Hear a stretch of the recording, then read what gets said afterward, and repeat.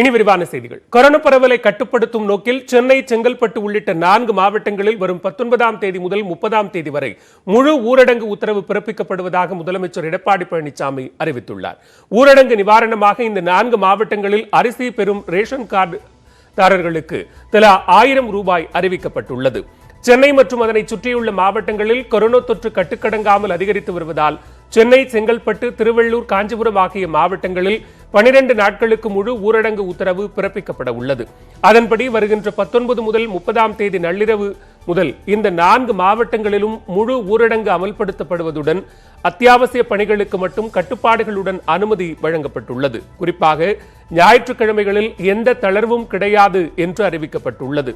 ஊரடங்கு காரணமாக சென்னை உள்ளிட்ட 4 மாவட்டங்களிலும் அரிசி ரேஷன் கார்டுதாரர்களுக்கு தலா 1000 ரூபாயும், அனைத்து அமைப்பு சாரா தொழிலாளர் நலவாரிய உறுப்பினர்களுக்கும் தலா 1000 ரூபாய் வழங்கப்படும் என்றும் அறிவிக்கப்பட்டுள்ளது.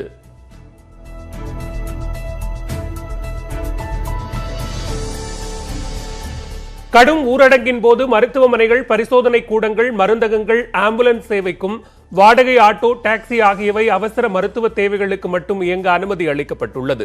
மாநில, மத்திய அரசுத்துறை அலுவலகங்கள் 33% ஊழியர்களுடன் செயல்படலாம் என்றும், வங்கிகள் 33% பணியாளர்களோடு ஜூன் 29 மற்றும் ஜூன் 30 ஆகிய தேதிகளில் மட்டும் செயல்படலாம் என்றும் அனுமதி வழங்கப்பட்டுள்ளது. அத்துடன் ரேஷன் கடைகள் காலை 8 மணி முதல் பிற்பகல் 2 மணி வரையும், காய்கறி மளிகை கடைகள், பெட்ரோல் நிலையங்கள் காலை 6 மணி முதல் 2 மணி வரையும் செயல்படலாம் என்றும், அம்மா உணவகங்கள், உள்ளாட்சி சமையல் கூடங்கள் தொடர்ந்து செயல்படலாம் என்றும் முதலமைச்சர் எடப்பாடி பழனிசாமி அறிவித்துள்ளார்.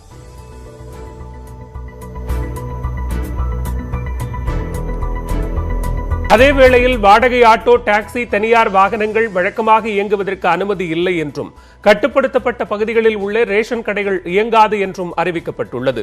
பொதுமக்கள் தாங்கள் வசிக்கும் பகுதியில் இருந்து 2 கிலோமீட்டர் சுற்றளவுக்குள் மட்டுமே பொருட்கள் வாங்க வேண்டும் என்றும் கட்டுப்பாடு விதிக்கப்பட்டுள்ளது. டீ கடைகள் இயங்க அனுமதி இல்லை என்ற போதும் உணவகங்களில் காலை 6 மணி முதல் இரவு 8 மணி வரை பார்சல் மட்டும் வாங்கிச் செல்ல அனுமதி வழங்கப்பட்டுள்ளது. அத்துடன் இ பாஸ் உள்ளவர்கள் மட்டும் சென்னை உட்பட 4 மாவட்டங்களில் இருந்து வெளியே செல்ல அனுமதி வழங்கப்படும் என்று தெரிவிக்கப்பட்டுள்ளது.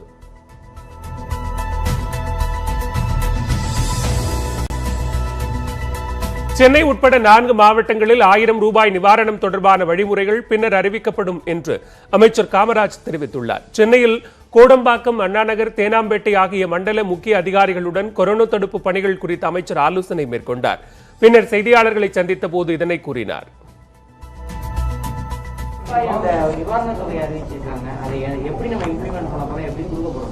அதுக்கெல்லாம் வழிமுறைகளை தற்பொழுதுதான் அது அறிவிப்பு வந்து கொண்டிருக்கிறது. கேபினெட்ல முடிவு செய்து அறிவிப்புகள் வந்து கொண்டிருக்கிறது. அது தெளிவாக முடிவு செய்து அதன் அடிப்படையில் முடிவுகள் எடுக்கப்படும், நடைமுறைப்படுத்தப்படும் என்று தெரிவித்துக் கொள்கிறேன். சென்னையில் கொரோனா வைரஸ் தாக்கம் சமூக பரவலாக மாறிவிடக் கூடாது என்பதற்காக 12 நாட்களுக்கு தமிழக அரசு முழு ஊரடங்கை அறிவித்துள்ளதாக அமைச்சர் ஜெயக்குமார் தெரிவித்துள்ளார். நியூஸ் 18 தமிழ்நாடு செய்திக்காக தொலைபேசி வாயிலாக பிரத்யேகமாக பேட்டியளித்த போது இதனை கூறினார். எல்லா விதமான ட்ரேசிங், ட்ரீட்மெண்ட், டெஸ்டிங் இது ஒரு பக்கம் பண்றது. இந்த மாதிரி ஒரு விஷயங்கள் மற்ற மாவட்டங்கள்ல நமக்கு கை கொடுத்துருக்கு. சென்னையை பொறுத்தவரை நம்ம இந்த 3மே பண்ணாலும் கூட இது ஒரு ஒரு சமூக தொற்றாயிடக்கூடாது. இந்த செயினை நம்ம உடைக்கணும். இந்த செயின் பிரேக் பண்ணணும். அதாவது இந்த கொரோனா வைரஸ் செயின் லிங்கிங்க நம்ம உடைச்சாதான் இது நம்ம இந்த மேலும் ஏறாத இருக்கும். அது மேல இந்த கிராஃப்ல ஏறாம இருக்கணும்னா லாக்டவுன்ன்றது கண்டிப்பா முக்கியம். இது நமக்கு ஒரு கை கொடுக்கின்ற நம்பிக்கை நிச்சயமா இருக்கு. இதனிடையே காஞ்சிபுரம், செங்கல்பட்டு மற்றும் திருவள்ளூர் மாவட்டங்களில் டாஸ்மாக் மதுக்கடைகள் 19ஆம் தேதி முதல் செயல்படாது என்று தெரிவிக்கப்பட்டுள்ளது. சென்னையில் கொரோனாவால் உயிரிழந்த 236 பேரின் மரணங்கள் மறைக்கப்பட்டுள்ளதாக எதிர்க்கட்சித் தலைவர் மு.க. ஸ்டாலின் குற்றம் சாட்டியுள்ளார். கொரோனா பரவல் தொடர்பாக மு.க. ஸ்டாலின் ஊடகவியலாளர்களுடன் இன்று ஆலோசனை நடத்தினார். அதில் கொரோனா பரவலை தடுக்க தமிழக அரசு செய்து வரும் நடவடிக்கைகள் குறித்தும் இனி முன்னெடுக்க வேண்டிய விஷயங்கள் குறித்தும் விரிவாக பேசினார். அப்போது நாட்டிலேயே கொரோனா அதிகரிக்கும் வேகத்தில் 2ஆம் இடத்தில் தமிழகம் இருப்பதாக கூறினார். கொரோனா பாதிப்பு ஏற்பட்ட தொடக்க காலத்தில் இருந்த வாய்ப்புகளை தமிழக அரசு தவறவிட்டு விட்டதாகவும், இந்திய அளவில் மொத்த பாதிப்பில் சென்னை மட்டும் 10% பாதிப்புக்கு உள்ளாகியுள்ளதாகவும் தெரிவித்தார். கேரளா, ஆந்திரா மாநிலங்கள் மாவட்டங்களில் தொற்று எங்கிருந்து யாரிடமிருந்து பரவுகிறது என தெளிவாக கூறும் நிலையில் தமிழக அரசு அந்த விவரங்களை வெளியிடுவதில்லை எனவும் குற்றம் சாட்டினார்.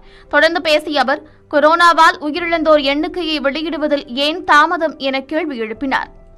பொது சுகாதாரத்துறை, சென்னை மாநகராட்சி மற்றும் மருத்துவமனைகளில் 460 பேர் சென்னையில் இறந்துள்ளதாக ஜூன் 9ஆம் தேதி வெளியிட்டுள்ளது.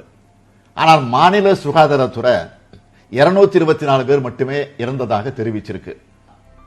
சென்னையில் கொரோனா வைரஸால் இறந்த 236 பேரின் மரணம், அதாவது 2 மடங்கிற்கும் அதிகமானவர்களின் மரண எண்ணிக்கை மறைக்கப்பட்டுள்ளதுதான் கவலை அளிக்கிறது. தொடர்ந்து பேசிய ஸ்டாலின், அரசின் தகவலின்படி 95% கொரோனா தொற்று தமிழகத்திலேயே உருவாகியுள்ளதாக கூறினார். மேலும் எதிர்க்கட்சித் தலைவர் என்ற முறையில் 5 கேள்விகளை முன்வைப்பதாக கூறிய ஸ்டாலின், சமூக பரவல் இல்லை என்றால் தமிழகத்தில் நோய் தொற்று இவ்வளவு வேகமாக பரவுவது எப்படி என வினவினார். ஏன் கொரோனா நோய் தொற்று தினமும் ஏணிப்படிகள் போல அதிகரிச்சுட்டே வந்துகிட்டு இருக்கு? நம்பர் 2, மேல் நோக்கி உயர்ந்து கொண்டே போகும் கொரோனா நோய் தொற்று வரைபடத்தை தட்டையாக்குவதற்கு, குறிப்பாக சென்னையில் அப்படி செய்வதற்கான செயல் திட்டத்தை எப்பொழுது வெளியிடுவீர்கள்? நம்பர் 3, பிரச்சனைகளுக்கு தீர்வு காணுகிறோம் என்று மக்களை எத்தனை நாளைக்கு ஏமாத்த போறீங்க?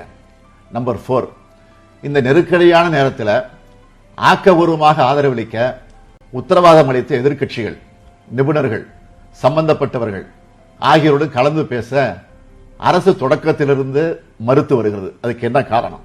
அரசின் மீது அடுக்கடுக்காக பல குற்றச்சாட்டுகளை முன்வைத்த ஸ்டாலின், அடுத்த 2 நாட்களுக்குள் கொரோனா இறப்பு குறித்த குழுவின் அறிக்கையை மக்கள் மன்றத்தின் முன் அரசு வைக்காவிட்டால் நீதிமன்றத்தை நாட உள்ளதாகவும் எச்சரித்தார். கொரோனாவால் உயிரிழந்தவர்கள் எண்ணிக்கையை ஆராய அமைக்கப்பட்டுள்ள குழுவின் அறிக்கையை எந்தவித ஒளிவும் மறைவுமின்றி, கூட்டல் கழித்தல் இல்லாமல் அப்படியே அடுத்த 2 நாட்களுக்குள் மக்கள் மன்றத்தின் முன் தமிழக அரசு வைத்தாக வேண்டும். இந்த பிரச்சனைக்கு உடனடியாக தீர்வு காணப்படவில்லை என்று சொன்னால் திராவிட முன்னேற்றக் கழகம் நீதிமன்றத்தை நாடும். இறுதியாக கொரோனா கால குளறுபடிகளுக்கு உடனடியாக முற்றுப்புள்ளி வைக்க வேண்டும் என வலியுறுத்திய ஸ்டாலின், அமைச்சர்களுக்கு இடையேயான ஈகோ சண்டை முடிவுக்கு வர வேண்டும் எனவும் கூறினார். பெட்ரோல் டீசல் விலை 9வது நாளாக இன்றும் உயர்த்தப்பட்டுள்ளது. படிப்படியான ஊரடங்கு தளர்வுக்கு பிறகு 9 நாட்களில் பெட்ரோல் விலை லிட்டருக்கு சுமார் 5 ரூபாயும், டீசல் விலை 4 ரூபாய் 47 காசுகளும் அதிகரித்துள்ளன. கொரோனா பொது முடக்கத்தால் சென்னையில் கடந்த மார்ச் மாதம் 16ஆம் தேதி முதல் பெட்ரோல் மற்றும் டீசல் விலையில் மாற்றம் இல்லாமல் இருந்தன. மே மாதத்தில் சர்வதேச அளவில் ஊரடங்கு தளர்வுகள் காரணமாக பொருளாதார நடவடிக்கைகள் தொடங்கியதை அடுத்து கச்சா எண்ணெயின் விலை தொடர்ந்து அதிகரிக்க தொடங்கியது. இதற்கேற்ப மத்திய அரசின் கலால் வரி உயர்வு, மாநில அரசின் மதிப்பு கூட்டு வரி அதிகரிப்பு போன்றவற்றால் ஜூன் 7ஆம் தேதி முதல் பெட்ரோல் டீசல் விலை அதிகரிக்க ஆரம்பித்தது. பெட்ரோல் டீசல் மீதான வரியை உயர்த்திக்கிட்டே இருக்காங்க. அதற்கு முன்னாடியே ஒரு 10 ரூபா உயர்த்தினாங்க. இந்த கோவிடுக்கு அப்புறம் கச்சா எண்ணெயின் விலை உலக சந்தையில் கடுமையாக வீழ்ச்சி அடைஞ்சிட்டு இருக்கு. ஜனவரி, பிப்ரவரி, மார்ச், ஏப்ரல் ஃபுல்லாக கீழே $16 கூட பீப்பாக்கி போச்சு. $16 நம்ம ரூபாய் மதிப்பில் 7.5 ரூபா தான் இறக்குமதி செலவு. அதற்கு மேலே சுத்திகரிப்பு மற்ற ஓவர் ஹெட்லாம் வச்சா கூட 8 ரூபா, 15 ரூபா. அது மேலே ஜிஎஸ்டியில் ஒரு 28% வரி போட்டுக்கிட்டா கூட 20 ரூபா, 25 ரூபாயை அதை தாண்டாது. ஆனால் 80 ரூபா விற்கிறாங்க. 80 ரூபாயில் 300%, 60 ரூபாய் கிட்டத்தட்ட வரியா மத்திய அரசுக்கும் மாநில அரசுக்கும் வரியா போகுது. சென்னையில் ஜூன் 7ஆம் தேதி 76 ரூபாய் 7 காசுகளாக இருந்த பெட்ரோல் விலை கடந்த 9 நாட்களில் 4 ரூபாய் 42 காசுகள் அதிகரித்து 79 ரூபாய் 96 காசுகளாக உள்ளது. இதில் 18 ரூபாய் 28 காசுகள் அடிப்படை விலை, 32 ரூபாய் 98 காசுகள் உற்பத்தி வரி, டீலர் கமிஷன் 3 ரூபாய் 56 காசுகள், வாட் வரி 20 ரூபாய் 70 காசுகள் சேர்த்து 1 லிட்டர் 79 ரூபாய் 96 காசுகளுக்கு விற்கப்படுகின்றன. இதேபோல கடந்த 7ஆம் தேதி 68 ரூபாய் 74 காசுகளாக இருந்த 1 லிட்டர் டீசல் விலை 4 ரூபாய் 47 காசுகள் அதிகரித்து 72 ரூபாய் 69 காசுகளாகவும் உள்ளது. இதில் அடிப்படை விலை 18 ரூபாய் 78 காசுகளும், உற்பத்தி வரி 31 ரூபாய் 83 காசுகளும், டீலர் கமிஷன் 2 ரூபாய் 43 காசுகளும், வாட் வரி 15 ரூபாய் 18 காசுகளும் அடங்கும். இதற்கிடையே கடந்த வாரத்தில் $40 வரை உயர்ந்த பேரல் இன்று காலை வர்த்தகத்தில் $38 சரிந்தது. தொடர்ந்து கச்சா எண்ணெய் விலை சரியும் பட்சத்தில் வரும் நாட்களில் இந்தியாவில் பெட்ரோல் டீசல் விலை குறைக்கப்பட வாய்ப்புள்ளது. இதனிடையே கொரோனாவுடன் போராடுவதா விலையேற்றத்துடன் போராடுவதா என்ற வேதனையில் வாகன ஓட்டிகள் சிக்கியுள்ளனர். பஸ்ஸில் போகலான்னு பார்த்தா பஸ் எங்களுக்கு வசதியும் கிடையாது. ஒரு வாழ்வாதாரம்ன்றது இப்போ இந்த கொரோனா டைமில் எங்களுக்கு கிடையாது. இந்த டைமில் இருக்கும்போது நீங்கள் இப்படி ஏற்றிட்டே இருந்தீங்கன்னா இன்னும் மக்களோட திணிப்பு வந்து இன்னும் அதிகமாக தான் ஆகுது. ஏன்னா மற்ற நாடுகளில் பார்த்தீங்கன்னா வந்து உங்களுக்கு பேரல் இப்போ கம்மியாகிடுச்சுன்னு சொல்லி நிறைய பேர் சொல்கிறாங்க. பேரல் கம்மியாக கிடைக்கும் போது இங்கே நீங்கள் கம்மி பண்ணால் தான் நாங்களும் வாழ முடியும். நீங்கள் எவ்வளோ சீக்கிரம் கம்மி பண்ணுறோமோ அவ்வளோ சீக்கிரம் நல்லது எங்களுக்கும். நாங்களும் எங்களுடைய வாழ்க்கையை நாங்கள் ஸ்மூத்தாக ஓட்டிட்டு போக யூஸ்ஃபுல்லாக இருக்கும். இந்த சுச்சுவேஷனில் இந்த கொரோனா டைமில் வந்து எல்லாருக்கும் முக்கால்வாசி ஆளுங்களுக்கு வேலையும் கிடையாது. இந்த டயத்தில் வந்து யாரும் வெளியே ஆகிறதும் கிடையாது. முன்ன மாதிரிலாம் யாருமே வெளியே ஆகிறதும் கிடையாது. ஸோ இந்த சுச்சுவேஷனில் வந்து இது மாதிரி வேலை இழப்பு அதிகமாக இருக்கனால பெட்ரோலோட விலையும் ஏறி போனால் மக்களை வந்து இவங்க பாதுகாத்துக்கிறதுக்கு இருக்காங்களா இல்லை என்ன பண்ணுறது? டீசல் விலை உயர்வால் லாரி தொழிலையே செய்ய முடியவில்லை என கூறுகின்றனர் லாரி உரிமையாளர்கள் சங்கத்தினர். உலக அளவில் இன்றைய தினம் $34.5 தான் இன்னைக்கு கச்சா எண்ணெயோட விலை இருக்கின்றது. அப்படி இருக்கின்ற பொழுது கிட்டத்தட்ட $90, $102, $103 இருக்கையில் கூட இந்த ரேட் இல்லை. எனவே உடனடியாக அரசாங்கமானது இந்த கொரோனா நோய் எங்களை ஏற்கனவே கொல்லுகின்றது பொழுது இந்த டீசல் விலை அதற்கு மேலே எங்களை கொண்டு விட சூழ்நிலை இருக்கின்றது. எனவே மத்திய அரசு உடனடியாக தலையிட்டு இந்த தன்னிச்சையான முடிவினை கைவிட்டு விலை ஏற்றத்தினை தவிர்த்து விலை குறைப்பினை அறிவிக்க வேண்டும் என பணியோடு கேட்டுக்கொள்கின்றோம். இதேபோல் பெட்ரோல் டீசல் மீதான வரியை குறைத்து விலை உயர்வை கட்டுப்படுத்த வேண்டும் என பல தரப்பினரும் கோரிக்கை விடுத்துள்ளனர். மேலும் பல்வேறு செய்திகளை விரிவாக பார்க்கலாம் ஒரு சிறிய இடைவேளைக்கு பிறகு. செய்திகள் தொடர்கின்றன. மதுரை பார்க் டவுன் பகுதியில் நேற்றிரவு 2 இளைஞர்கள் அடுத்தடுத்த வீடுகளில் கடப்பாரை கொண்டு உடைத்து திருட முயற்சித்தனர். அது பலனளிக்காததால் சிசிடிவி கேமராவை ஆத்திரத்தில் அடித்து நொறுக்கும் காட்சி வெளியாகியுள்ளது. கூடுதல் விவரங்களோடு இணைகிறார் மதுரை மண்டல தலைமைச் செய்தியாளர் ஸ்டாலின். நீங்க தொடரலாம். பாலா, அதாவது ஊரடங்கு தளர்த்தப்பட்ட பின்பாக மதுரை நகரிலும் மதுரை புறநகர் மாவட்டத்திலும் சரி அடுத்தடுத்து தினந்தோறும் ஏகப்பட்ட கிரைம் நிகழ்ச்சிகள் தொடர்ந்து நடந்து கொண்டிருக்கின்றன. குறிப்பாக திருட்டு சம்பவங்கள் அதிக அளவில் நடைபெற்றுக் கொண்டிருக்கிறது. அதனுடைய தொடர்ச்சியாக நேற்று நள்ளிரவில் மக்கள் குடியிருப்பு அதிகம் இருக்கக்கூடிய மதுரை பிரதான பகுதியாகவும் பார்க்கக்கூடிய பார்க் டவுன் பகுதியில் ஒரு பகுதியில் நுழைந்த 2 இளைஞர்கள், 25 வயதிற்குட்பட்ட 2 இளைஞர்கள் கடப்பாறையுடன் அங்கு இருக்கக்கூடிய அடுத்தடுத்த வீடுகளில் 5 வீடுகளில் தொடர்ச்சியாக திருட்டு முயற்சியில் ஈடுபட்டிருக்கிறார்கள். அங்கு இருக்கக்கூடிய கதவை உடைத்து அவர்கள் உள்ளே நுழைய முயற்சித்து அது பலனளிக்காத நிலையில் அடுத்தடுத்த வீடுகளில் தங்களுடைய முயற்சியை தொடர்ந்து இருக்கிறார்கள். அந்த முயற்சி பலனளிக்காத ஆத்திரத்தில் அந்த பகுதியில் வைக்கப்பட்டிருந்த சிசிடிவி கேமராக்களை அவர்கள் அடித்து நொறுக்கி இருக்கிறார்கள். அந்த அதிர்ச்சி தரக்கூடிய சிசிடிவி காட்சியானது நியூஸ் 18 தமிழ்நாடு தொலைக்காட்சிக்கு முதல் காட்சியாக கிடைத்திருக்கிறது. இந்த காட்சி துணிந்து முகக்கவசம் கூட அணியாமல் நேரடியாக துணிந்து வந்து வீட்டை உடைக்கக்கூடிய அந்த காட்சி வெளியாகி இருக்கிறது. அதிக அளவில் குற்றவாளிகள் நடமாட்டம் அதிகரித்திருக்கக்கூடிய நிலையில் இதுபோன்ற சம்பவங்கள் தொடர்வதால் காவல்துறையினர் இவர்களை அடக்குவதற்கு எது மாதிரியான நடவடிக்கை எடுக்கப் போகிறார்கள் என்கிற எதிர்பார்ப்பு பெரிய அளவில் நிலவி வருகிறது. பாலா, மதுரை பார்க் டவுன் பகுதிகளில் அடுத்தடுத்த வீடுகளின் கதவுகளை உடைத்து திருட முயற்சித்தவர்கள் அது பலனளிக்காததால் அங்கிருந்த சிசிடிவி கேமராக்களை அடித்து நொறுக்கும் காட்சி வெளியாகி இருக்கிறது. தொடர்பான விரிவான விவரங்களுக்கு நன்றி. முதல் காட்சியை நியூஸ் 18 தமிழ்நாடு பதிவு செய்கிறது.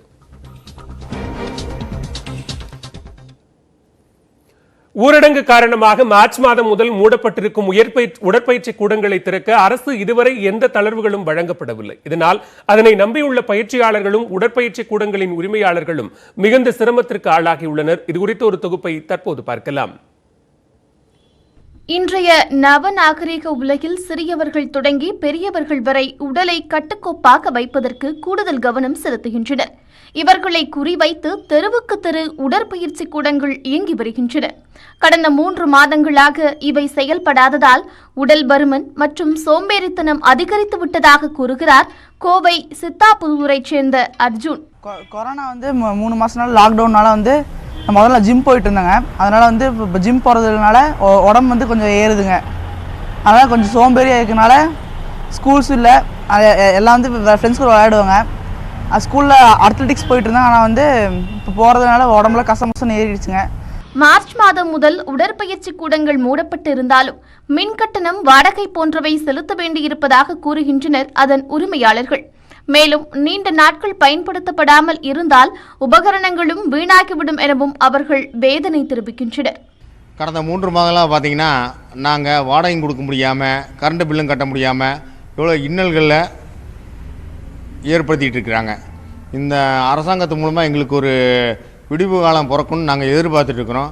அதுக்குண்டான விடிவு காலம் பிறக்க மாதிரி தெரியல. இப்படியே மேற்கொண்டு இந்த பிரச்சனை நடந்துட்டு இருந்துச்சுன்னா நாங்கள் ஒன்றும் பண்ண முடியாத சூழ்நிலைக்கு தள்ளப்படுகிறோம். பெண்களுக்கு வீடுகளுக்கே சென்று உடற்பயிற்சி அளிக்கப்பட்ட நிலையில் தற்போது அதுவும் தடைபட்டிருப்பதாக கூறுகிறார் பெண் பயிற்சியாளர் சௌமியா. இப்போ ஜிம் எல்லாம் லாக்டவுன் பண்ணனால சில பேர் வீட்டில் எடுக்கிறாங்க. பட் வீட்லேயும் எடுக்கிற என்ன பிரச்சனை அப்படின்னா, நீங்கள் வெளியிலேருந்து வருவீங்க, நீங்கள் இன்னொரு கிளாஸ் முடிச்சுட்டு இன்னொரு வீட்டுக்கு வரும்போது இந்த மேபி அவங்க செக்யூரிட்டி பார்ப்பாங்க இல்லைங்களா. மோஸ்ட் ஆஃப் த கிளைண்ட்ஸ் எல்லாருமே இதே பிரச்சனை தான் பார்க்குறாங்க. மற்ற தொழில்களைப் போல புதிய விதிமுறைகளை வகுத்து உடற்பயிற்சி கூடங்களுக்கு அனுமதி அளிக்க வேண்டும் என்பதை உடலை கட்டுக்கோப்பாக வைத்துக் கொள்ள விரும்பும் இளைஞர்களின் எதிர்பார்ப்பாக உள்ளது.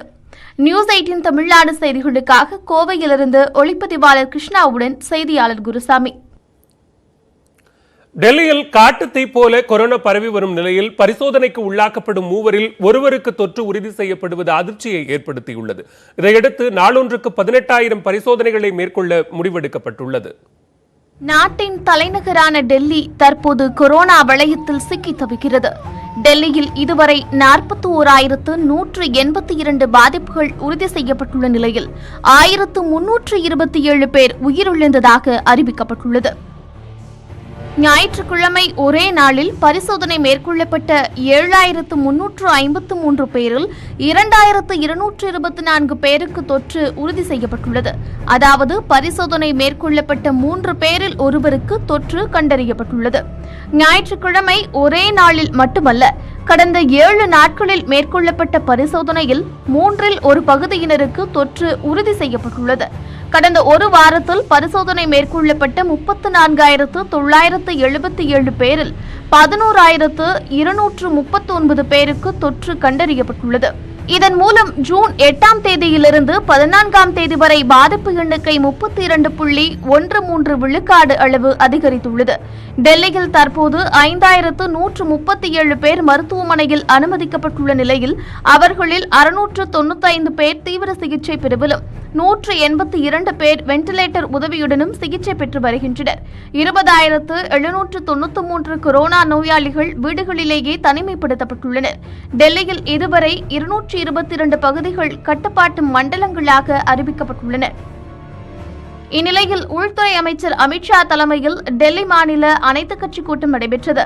இந்த கூட்டத்தில் ஆம் ஆத்மி, பாஜக, காங்கிரஸ் உள்ளிட்ட அனைத்துக் கட்சி நிர்வாகிகள் கலந்து கொண்டனர்.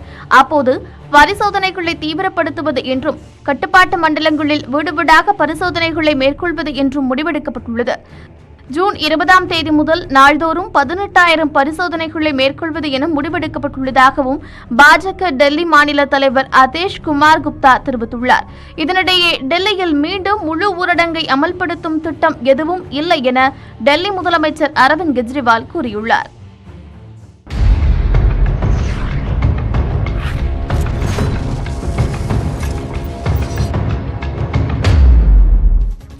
தொடர்ந்து விரைவுச் செய்திகளை பார்க்கலாம். மருத்துவ படிப்புகளுக்கான நீட் தேர்வில் அரசு பள்ளி மாணவர்களுக்கு உள் ஒதுக்கீடு வழங்கும் அவசர சட்டத்துக்கு தமிழக அமைச்சரவை ஒப்புதல் அளித்துள்ளது.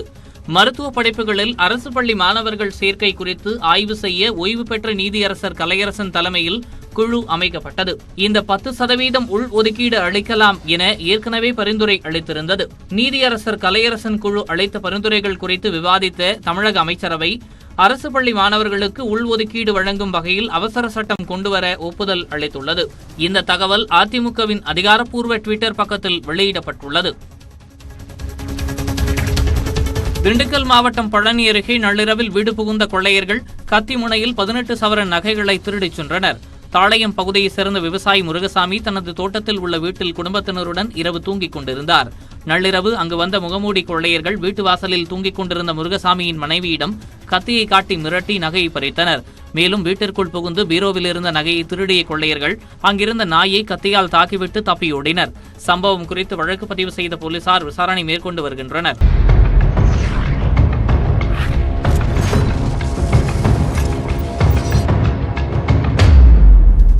தொடர்ந்து விரைவுச் செய்திகளை பார்க்கலாம்.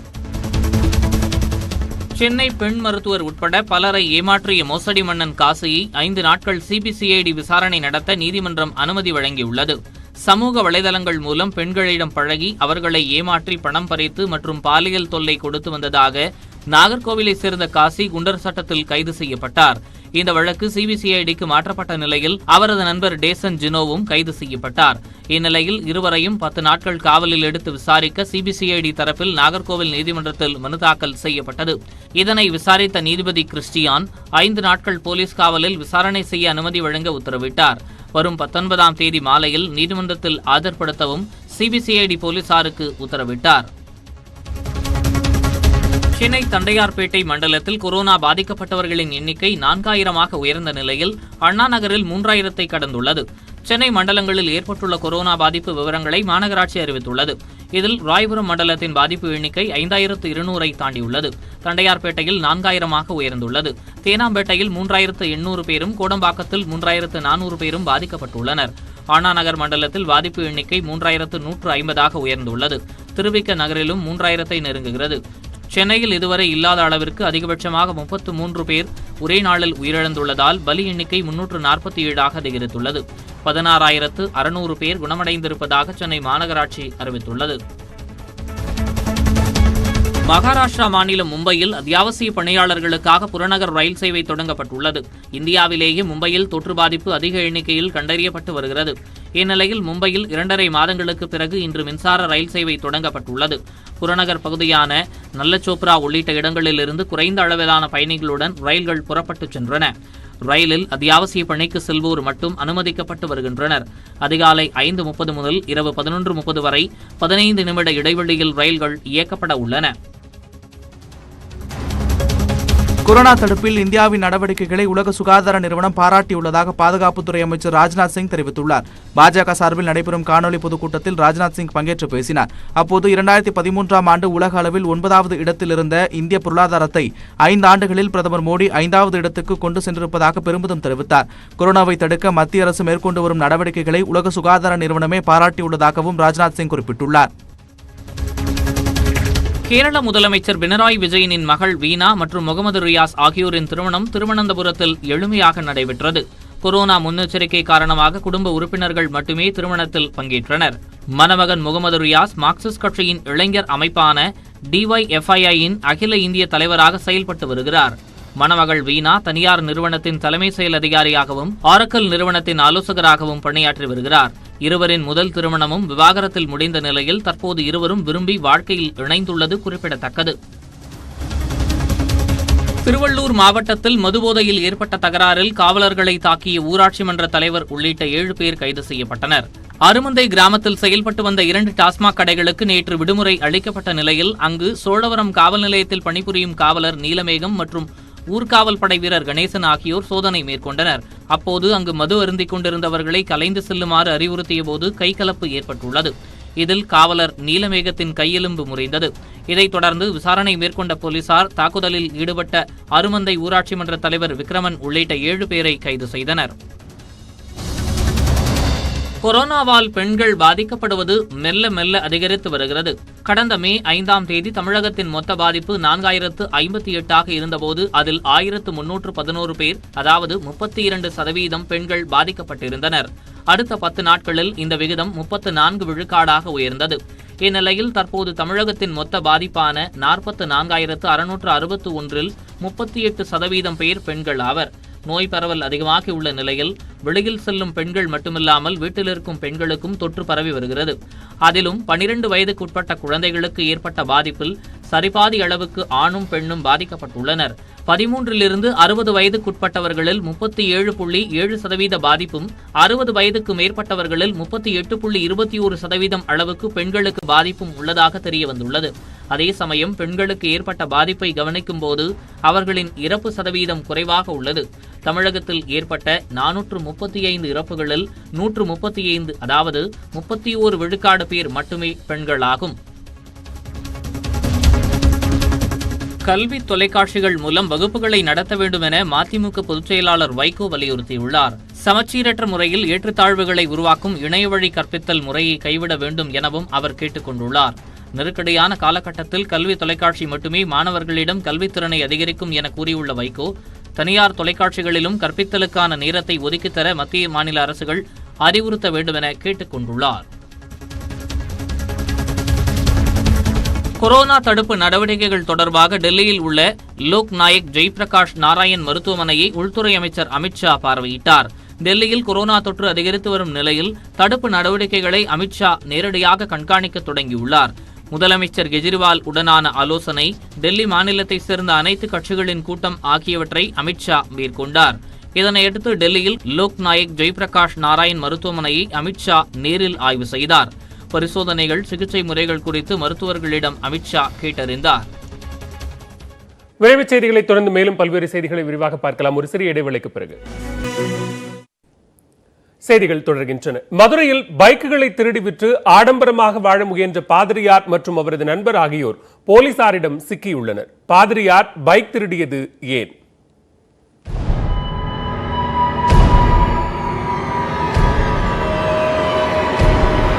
இறையியல் கல்லூரியில் படித்து பாதிரியாராக பணியாற்றிய சாமுவேல் பைக் திருடராக மாறி 12 பைக்குகளை திருடியுள்ளார். ஆடம்பர வாழ்க்கைக்கு ஆசைப்பட்ட பாதிரியார் போலீசாரிடம் சிக்கியது எப்படி? மதுரை உசிலம்பட்டியை சேர்ந்தவர் 32 வயதான விஜயன் என்ற சாமுவேல். தேனி மாவட்டம் கம்பத்தில் உள்ள இறையியல் கல்லூரி ஒன்றில் படித்த சாமுவேல் கடந்த 4 ஆண்டுகளுக்கு முன் மதுரை தனக்கன் குளத்தில் கிறிஸ்டியன் பிரதர்ஸ் அசம்பிளி என்ற சர்ச்சை உருவாக்கி அங்கு பாதிரியாராக பணியாற்றி வந்தார். ஆடம்பரத்தில் நாட்டம் கொண்ட சாமுவேலுக்கு சர்ச் மூலம் எதிர்பார்த்த வருமானம் கிடைக்கவில்லை. பண நெருக்கடிக்கு ஆளான சாமுவேல் கடந்த ஜனவரி மாதம் சாலையில் சாவியோடு நின்ற ஸ்கூட்டி பைக் ஒன்றை பார்த்தார். அதை திருட வேண்டும் என்ற ஆசை தோன்றியுள்ளது. நீண்ட நேரம் கண்காணித்து யாரும் இல்லாத நேரத்தில் ஸ்கூட்டரை திருடிச் சென்றார். அதை பணமாக்குவது எப்படி என தனது நண்பரான செல்வம் என்பவரிடம் கேட்டுள்ளார். நேரடியாக விற்றால் சிக்கி விடுவோம் என எச்சரித்த செல்வம் ஸ்கூட்டரை அடகு வைத்து பணத்தை பெறலாம் என ஐடியா கொடுத்துள்ளார். அதன்படி அந்த பைக்கை நண்பர் ஒருவரிடம் கொடுத்து 15,000 ரூபாய் பெற்றுள்ளார். நல்ல வருவாய் தரும் தொழிலாக தெரிந்ததால் அடுத்தடுத்து பைக்குகளை திருட முடிவு செய்த சாமுவேலுக்கு கியர் வைத்த பைக்குகளை இயக்க தெரியாதது பின்னடைவாக அமைந்தது. ஊரடங்கு வேறு அமலுக்கு வந்ததால் ஒட்டுமொத்த வருவாயும் பாதிக்கப்பட்ட நிலையில் பைக் திருட்டை தீவிரப்படுத்த முடிவு செய்தார். பெரிய அளவில் தொழில்நுட்பத்தை பயன்படுத்தி திருட தெரியாத நிலையில் சாவியுடன் நிறுத்தப்பட்ட பைக்குகளை மதுரை நகர் முழுவதும் தேடியுள்ளார். நகர் முழுவதும் சல்லடை போட்டு 12 பைக்குகளை திருடிய சாமுவேல் அவற்றை தனக்கு நெருக்கமான நண்பர்கள் மற்றும் சில பாதிரியார்களிடம் கொடுத்து 10,000 முதல் 20,000 வரை அடமானத்திற்கு பணம் வாங்கியுள்ளார். திருப்பி தரும் வரை வாகனத்தை நீங்களே ஓட்டிக்கொள்ளுங்கள் என சாமுவேல் கூறியதால் பணம் கொடுத்தவர்களும் சாமுவேலின் வண்டி என நினைத்து வாகனத்தை பயன்படுத்தி வந்துள்ளனர். இந்த நிலையில்தான் 12வதாக திருடிய பைக்கை அடமானம் வைப்பதற்கு முன்பாக மெக்கானிக் ஷாப் ஒன்றில் பழுது நீக்க முயன்றபோது சந்தேகமடைந்த மெக்கானிக் போலீசாருக்கு தகவல் தர சாமுவேல் வசமாக சிக்கினார். அவரிடமிருந்து 12 பைக்குகளையும் போலீசார் பறிமுதல் செய்தனர். சாமுவேல் மற்றும் அவரது நண்பர் செல்வம் இருவரையும் கைது செய்தனர். ஆடம்பர வாழ்க்கைக்கு ஆசைப்பட்டு பாதிரியார் பைக் திருடி போலீசாரிடம் சிக்கிய சம்பவம் மதுரையில் அதிர்ச்சியை ஏற்படுத்தியுள்ளது.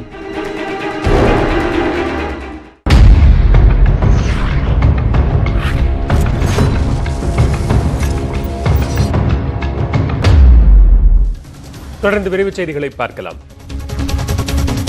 தூத்துக்குடி மாவட்டம் அத்திமரப்பட்டியில் நோய் தாக்கத்தின் காரணமாக உளுந்து விளைச்சல் பாதியாக குறைந்துள்ளது.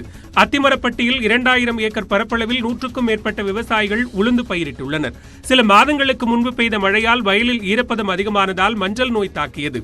ஏக்கருக்கு 6 மூட்டை கிடைக்க வேண்டிய சூழலில் 3 மூட்டை நெல் மட்டுமே கிடைத்துள்ளது. பாதிக்கு பாதி இழப்பு ஏற்பட்டுள்ளதால் தங்களுக்கு அரசு ஏதாவது நிவாரணம் வழங்க வேண்டும் என்று விவசாயிகள் கோரிக்கை விடுத்துள்ளனர்.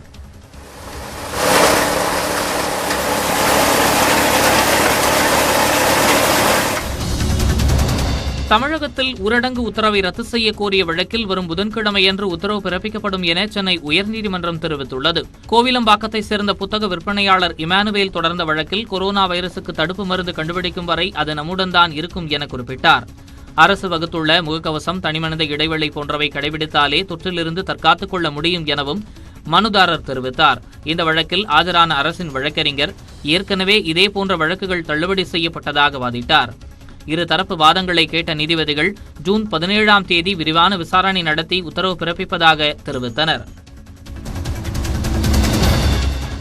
மதுரையில் தினமும் 3000 பேருக்கு கொரோனா பரிசோதனை நடத்த வலியுறுத்தி ஆட்சியர் அலுவலகம் முன்பு திமுக எம்எல்ஏக்கள் கவன ஈர்ப்பு ஆர்ப்பாட்டத்தில் ஈடுபட்டனர். கடந்த 10 நாட்களாக சென்னையிலிருந்து மதுரை மற்றும் அதனை சுற்றியுள்ள பகுதிகளுக்கு வந்த சுமார் 20,000 பேர் மூலம் கொரோனா பரவும் அபாயம் இருப்பதாக திமுக எம்எல்ஏக்கள் குற்றம் சாட்டினர். மேலும் விமான நிலையத்தில் பரிசோதனைக்கு காட்டும் அக்கறை மற்ற இதர வாகனங்களில் வருபவர்களிடம் காட்ட வேண்டும் என அவர்கள் வலியுறுத்தினர். இந்த ஆர்ப்பாட்டத்தில் மதுரை எம்பி வெங்கடேசன், திமுக எம்எல்ஏக்கள் மூர்த்தி, சரவணன் ஆகியோர் பங்கேற்றனர். அப்போது நோயாளியாக ஒருவரை ஸ்ட்ரெச்சரில் வைத்து சாலையில் கொண்டு வந்தனர்.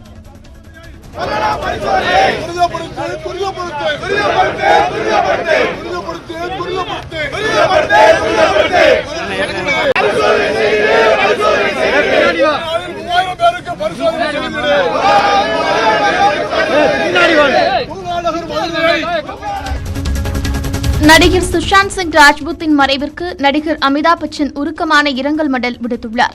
அவரது இரங்கல் செய்தியில் திறமை வாய்ந்த நடிகர் மறைந்துள்ளதாகவும் தோனி திரைப்படத்தில் அற்புதமான நடிப்பை வெளிப்படுத்தியதாகவும் குறிப்பிட்டுள்ளார். மேலும் அத்திரைப்படத்தில் வரும் காட்சி ஒன்றில் எப்படி கிரிக்கெட் வீரர் தோனியை போன்றே சிக்ஸர் ஷாட் அடித்தீர்கள் என்று தாம் கேட்டதற்கு உண்மையான தோனியின் வீடியோவை 100 முறைக்கும் மேல் பார்த்து அந்த நடிப்பை வெளிப்படுத்தியதாக சுஷாந்த் கூறியதாகவும் அமிதாப் நினைவு கூர்ந்துள்ளார். சென்னையில் காணாமல் போன கொரோனா தொற்று உறுதி செய்யப்பட்ட 277 பேரை அடையாளம் காணும் பணியில் காவல்துறையுடன் மாநகராட்சியும் ஈடுபட்டுள்ளது. சென்னை மாநகரில் கொரோனா பரிசோதனைக்கு வருபவர்களில் சிலர் தங்களது வீட்டு முகவரி மற்றும் செல்போன் எண்களை மாற்றி குறிப்பிட்டு விடுவதால் அவர்களில் தொற்று உறுதியானவர்களை கண்டறிந்து தனிமைப்படுத்தும் பணி சவாலாக உள்ளது. இதுவரை தொற்று உறுதி செய்யப்பட்ட 277 பேரின் இருப்பிடத்தை கண்டறிய முடியாததால் போலீசார் உதவியுடன் தேடும் பணியில் மாநகராட்சி ஈடுபட்டுள்ளது. ஒரு சிலர் செல்போன் எண்களை சரியாக குறிப்பிட்டிருப்பதால் அவர்களை தொடர்பு கொண்டு போலீசார் இருப்பிடத்தை கண்டறிந்து வருகின்றனர். அதன்படி 90 பேரின் இருப்பிடத்தை கண்டறிந்துள்ளனர். இருப்பிடத்தை மாற்றி குறிப்பிடுவதை தவிர்க்க அறிவுறுத்தப்பட்டுள்ளது. புளியந்தோப்பு மற்றும் வண்ணாரப்பேட்டை பகுதியில்தான் அதிக அளவில் தொற்றாளர்களை காணவில்லை என்று தெரிவிக்கப்பட்டுள்ளது. தப்லிக் ஜமாத் அமைப்பை சேர்ந்தவர்கள் மீது தொடரப்பட்ட வழக்கை ரத்து செய்ய கோரிய மனுவின் விசாரணையை சென்னை உயர்நீதிமன்றம் புதன்கிழமைக்கு ஒத்திவைத்துள்ளது.